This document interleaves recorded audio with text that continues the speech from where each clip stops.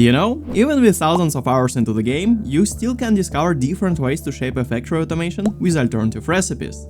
Usually, Satisfactory automation look like this. Today in this video, I would explain how one can do factory with even output of final product, while retaining even inputs of raw resources at all times. I would explain very different approach to the use of alternative recipes with example of 4 factory blueprints for reinforced iron plates, module frames, rotors and stators.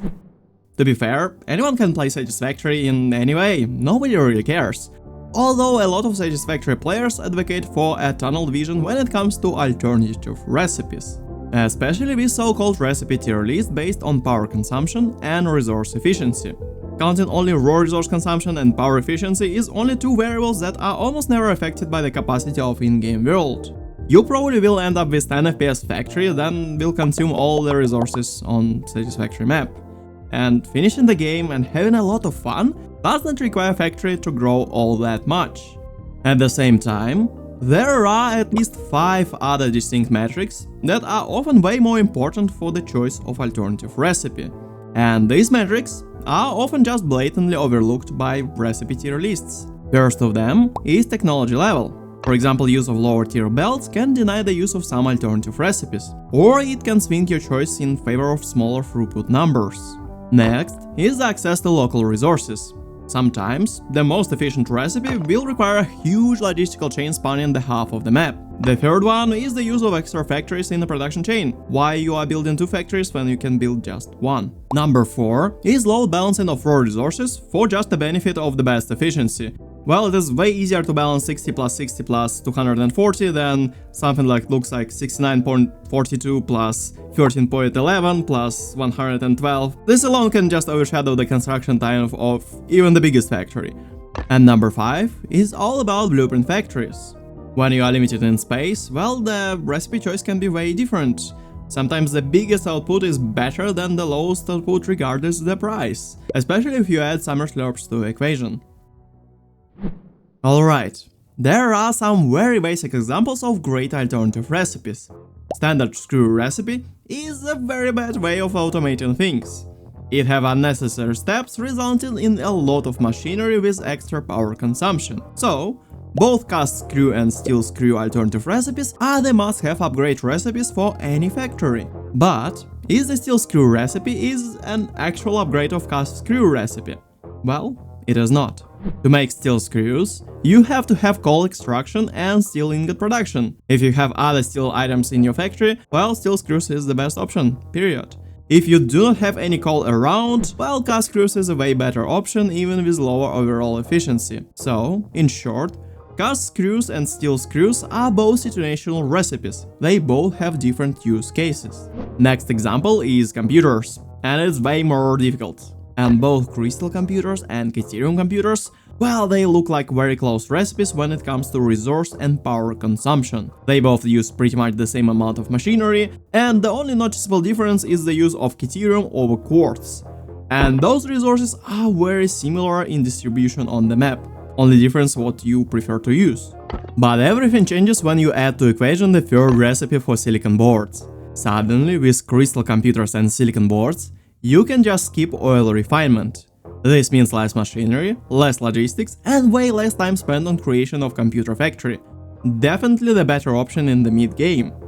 But if you are in possession of huge oil production, have all the power in the world, and like to play with trains, well, the only difference is either you want to use Caterium or quartz. So, crystal computers and Caterium computers are quite situational in the endgame, but crystal computers are just better in the mid-game.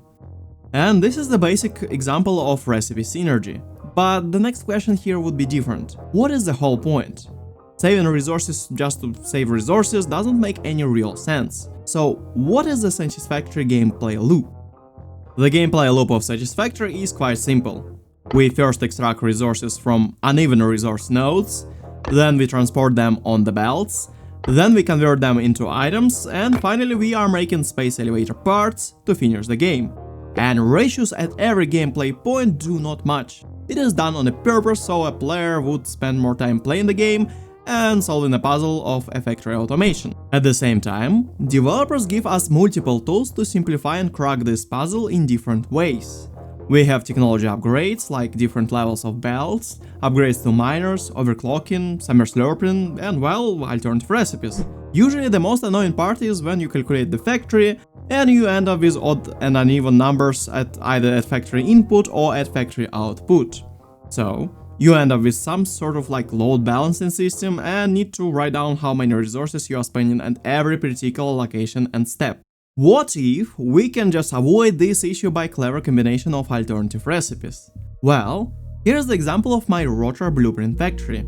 I want to produce 30 rotors per minute in one blueprint, because anything 15, 30 or 60 usually quite scalable in the next production step. If I go for the most efficiency by adding some coal and copper, I will end up with uneven input of raw resources. Scaling this factory would be a literal nightmare of load-balanced ore extraction and too many nodes to account for every miner, node, merger and splitter. If I avoid coal input, the numbers are still too unwieldy. Even if I go for something like copper rotor alternative recipe, well, the numbers still does not make a lot of sense. Some can even say that this is more of like a blueprint factory issue, when in reality the custom factories they are pretty much the same. The numbers can be different, but the issue would be the same. And there is another way. Alright, there are sparse resources like coal and copper. There are abundant resources like iron and limestone. And there are even somewhat infinite resources like water. The key is to increase output of a product by introduction of efficient recipes that are using rare resources to supplement a baseline resource. For example, here's the 30 motors per minute with the use of iron only. It requires input of 340 iron. Does not scale well with the mid-game belts like Mark IV. Here's another example, where a combination of iron alloy recipe and normal iron ingot recipe in the same factory keep input numbers at bay. At the same time, it have the output ratio of 30 motors per minute. So, the same factory, the same item, but two different recipes working together. As you can see on this schematic, we have input of only 30 copper, which is super scalable. The same can be said for the iron, 235 iron ore. It is kinda scalable with Mark IV belts. And the obvious question is how I can calculate this hybrid recipe approach, how I can have several recipes for the same item in the same schematic. I am using satisfactorytools.com.